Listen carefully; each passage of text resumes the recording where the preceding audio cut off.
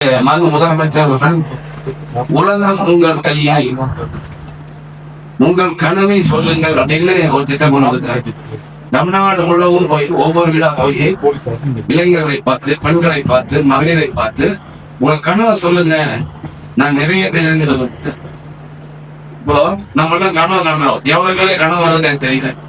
முதல்ல நான் சின்ன பிள்ளையா இருக்கும்போது, வீட்டுல இருக்கும்போது தாத்தா பாட்டி கனவு சொல்லுவாங்க. தம்பி, நேற்று ராத்திரி உங்க தாத்தா வந்தாரா கனவுல, உங்க பாட்டி கனவு வந்ததா, உங்க பெரியம்மா முடிச்சு சொல்லுவாங்க. இப்ப யாரும் எதுவும் சொல்றதுன்னா யாருமே சொல்றது எனக்கு தெரியும். யாரும் கனவு காணுறது இல்லை. ஏன்னா கனவே வர்றதில்லை. எல்லாரும் ஒரு பிரஷரோட வாழ்ந்துட்டு இருக்கோம். கல்லூரிக்கு வரலாம் அவசர அவசரமா ஓடி வரோம். பஸ்ஸை பிடிக்கிறதுக்கு அவசர அவசரமா ஓடிட்டு இருக்கோம்.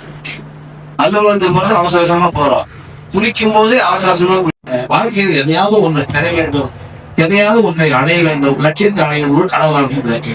நான் கொஞ்சம் பின்னோக்கி ஒரு 1000 தம்பி கொஞ்சம் கவனிங்க, 5 நிமிஷம்.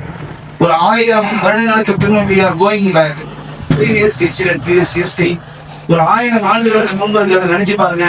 ஒண்ணும் இல்லை, கரிகால் சோழன் ஒரு சோழன், ராஜ சோழன், ராஜேந்திர சோழன், கரிகால் சோழன், கண்டராஜ சோழன். நான் எல்லாம் படிச்சுட்டு வந்து ஒண்ணு பேசுறீங்க, நான் படிச்சதை சொல்றேன்.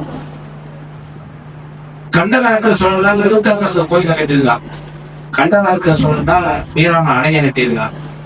கண்டராஜ சோழன் தான் சிவத்தனம் கோயில கட்டிருக்கான். எப்போ 1000 வருஷத்துக்கு முன்னாலும். அப்ப 100 வருஷத்துக்கு ரோடு இல்லை, லைட் இல்லை, ஜேசிபி இல்லை, மிஷினரி இல்லை, விளக்கு இல்லை, சாலைகள் இல்லை, எதுவுமே இல்லாத காலத்துல 1000 ஆண்டுகளுக்கு முன்பு எந்த அணைகளும் இல்லை, மேட்டூர் டேம் இல்லை. அப்படிப்பட்ட காலத்துல காவேரியில தண்ணி ஓடிட்டே இருக்கும். அப்படி தண்ணி ஓடக்கூடிய ஆங்கில ஒரு அணை கட்டிருந்தா கல்லணை. இன்னைக்கு அந்த அணை உடையுது. இது போல அறிவியல் கல்லூரி, ஆர்ட்ஸ் கல்லூரி கிடையாது, பொறியியல் கல்லூரி கிடையாது, கிடையாது, எதுவுமே கிடையாது. ஆனால் எப்படி கட்டலாம் நினைச்சு பாருங்க. எதுக்காக கட்டலாம்? எதிர்காலத்தில் வரக்கூடிய சமுதாயம், விவசாயிகள், அந்த நாட்டினுடைய முன்னேற்றம், பொருளாதாரம் நடந்து நினைச்சு எந்தவித வளர்ச்சியுமே இல்லாத காலத்துல நடந்து கொண்டு வழி தெரியாத காலம், யானை, ஒட்டகம், குதிரை இது மாதிரி பொருள் எழுதிட்டு குதிரையை சவாரி பண்ணி ஆட்சி பண்ண காலத்துல அவன் கனவு கண்டிருக்கான், ஒரு கல்லணை கட்டணும், கட்டி இந்த உலகத்துல பின்னால வரக்கூடிய மக்கள் வாழ்வாங்க வாழ வேண்டியதற்காக 1000 ஆண்டுகளுக்கு முன்னால அவன் கனவு கண்டிருக்கான். பொன்னால கீழே போட்டு கோயில் கட்டிருக்கான். சிதம்பரத்துல, ராமேஸ்வரத்துல கோயில் கட்டியிருக்கான், திருவண்ணாமலையில கோயில் கட்டிருக்கான், விருத்தாசலத்துல கட்டியிருக்கான். எப்போ எதுவுமே ஆர்கிடெக்ட் இல்லாத கல்லூரி, பொறியியல் கல்லூரி இல்லாத காலத்துல 1000 வருஷத்துக்கு முன்னால.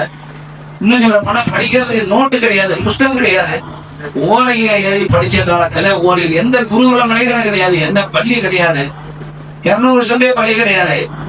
அப்படிப்பட்ட காலத்துல அவர் கனவு கண்ட காலம் கங்கை வரை படையெடுத்து ஒரு சாதாரண மனிதன், ஒரு அரசன் கரிகால சோழன் இவ்வளவு பெரிய ஒரு சாம்ராஜ்யத்தை உருவாக்கி இருக்கான். நாம அப்படி உருவாக்க வேண்டாம். கோயில் கட்ட வேணாம், அணை கட்ட வேணாம், கட்டணம் கட்ட வேணாம். நாம வாழ்க்கையில முன்னுக்கு வந்து கனவு காண வேண்டாமா? அதுக்காக தான் பேசுறேன்.